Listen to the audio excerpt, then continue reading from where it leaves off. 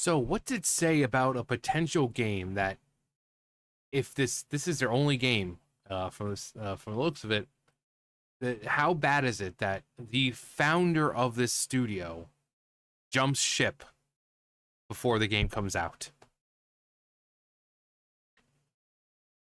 That's that's kind of telling, isn't it? Fairgames, which is like anti-capitalism, because nothing says anti-capitalism quite like a game that is taking part in capitalism. But I looked at it. What was it? 2021, 20, well, whatever. Whenever that trailer for it came out. Down with capitalism, man. Buy our product, man. Buy our video game that wants to smash capitalists, man. But Jade Raymond, the founder of Haven Studios, reportedly left the company before it released its first game, Fairgames, an anti-capitalist live server shooter. It's gonna go the way of Concord. Again, she's the founder, and it's their first game, and she's jumping ship already. Yeah, real confident in your product, aren't you? If she's jumped ship that early, she probably knows what's gonna happen. That they're not gonna be able to stay open because she knows this game is gonna bomb.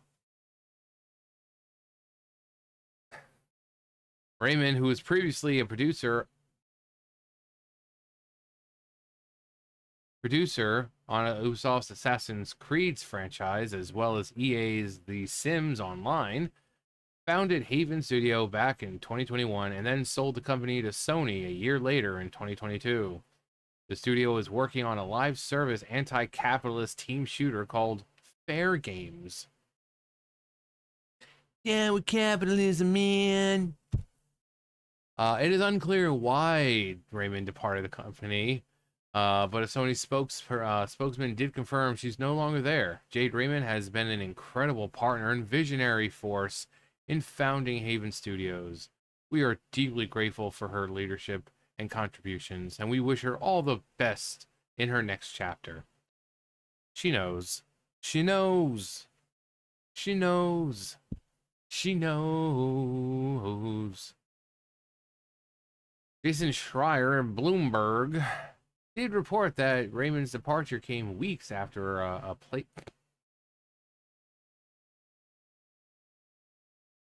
Was I? I had to get up and do something real fast. Um, yeah, chapter. Oh yeah, a few weeks after a playtest, and some developers at Haven were concerned about how the game was received and its progress.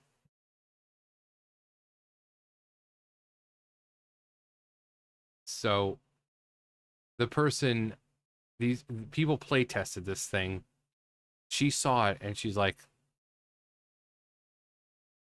"Goose."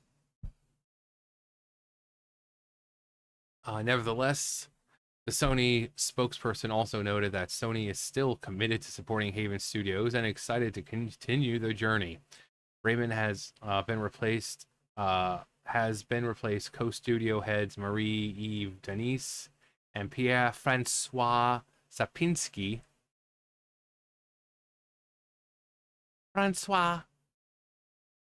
Denise previously worked on Deus Ex Human Revolution, Driver San Francisco, Watch Dogs. Wow, I haven't heard that name in a while. For Honor and Fortnite. As for Sapinski, he worked with Raymond at Ubisoft and worked on Tom Clancy's Splinter Cell Chaos Theory, the Assassin's Creed franchise, Prince of Persia, Rainbow Six Siege. This game's fate will likely be exactly like I said the same thing. Because that's what happens with these shooters now. They just suffer the same fate as Concord. Concord! The only claim to fame Raymond has is being attractive on an E3 stage. I want to know. But, yeah, how bad is it? The game's not even out, and the founder of the studio is like, fuck this shit, I'm out. After, like, playtesting.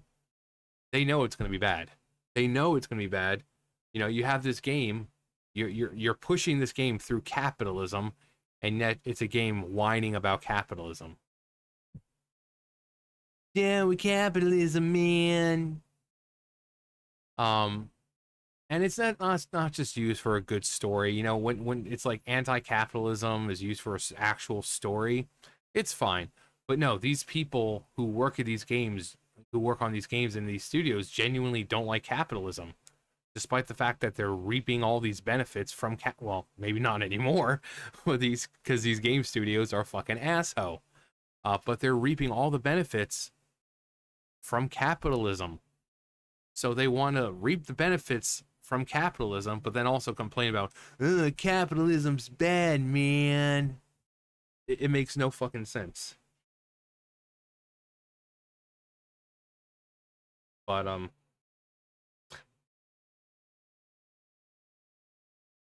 makes no sense at all.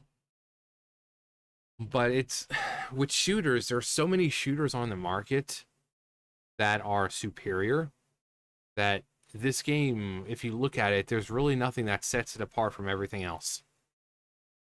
There's nothing. Just looks like a generic shooter. Same thing with the last one we looked at. It's just you need to stand out in a market flooded with these kinds of games. It's like, you know, people are still playing Team Fortress 2. You know, like one of those games. But if you have people say still playing like Call of Duty or something like that, just like a shooter, you know, it's or Halo or whatever else, you need to do something that they're not doing. Be creative. Sometimes the weirdest fucking idea will work out, and you'll be like, "Oh, we struck gold." But these people aren't afraid to take the risk anymore, so they're playing it simple and easy. But the simple and easy is not what people want. People don't want just some generic fucking shooter that's like whining about capitalism. They want something that'll blow their fucking balls off. They want a game that if they're going to be paying, I know because like Concord was like $40. One reason why it didn't work out very well because no one was going to pay money for something like that. But people are possibly going to have, you know, when you pay money for this, there's one issue right there.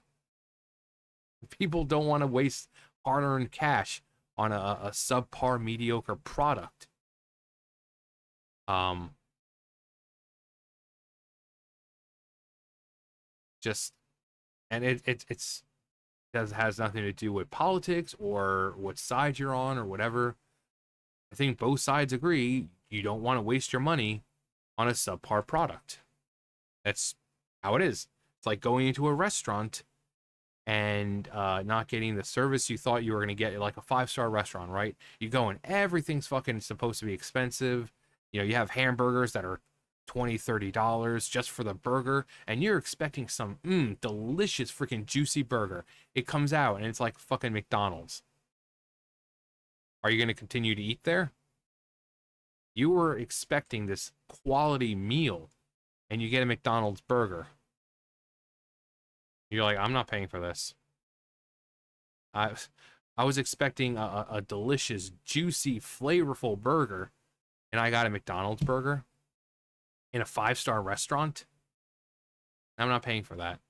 It's the same thing with games. You have these studios putting out these games, and you're expecting this amazing game that you're spending anywhere between $40 to $70 on, and you play it, and you're like, I'm expecting the burger here, what they're advertising, and I got a McDonald's burger. I I'm not doing this. I want my money back because there was nothing about it that stood out. It was just mediocre and eh. Then some people will come out and say, "Oh, well, at least you got something. Just be happy you got something." No, it doesn't work like that. Um, Settling for less. So going into that 5-star restaurant, ordering that burger, getting you know, McDonald's hamburger, and then just be like, well, At least I got something. And then going and willingly paying full price for that? No. So, unfortunately, people are still going to defend it. People are still going to say, it's better than nothing. But most people are going to just speak with their wallets. If it comes out and it's going to be the way people think it's going to be, some mediocre, subpar, you know, badly thrown together game that brings nothing new, people are going to say something about it. But of course, you're going to have those people who the studio the entire time. Leave big corporation alone, man. But just the fact that the founder of the studio leaves before the release of it. Come on. Come on. Anyway.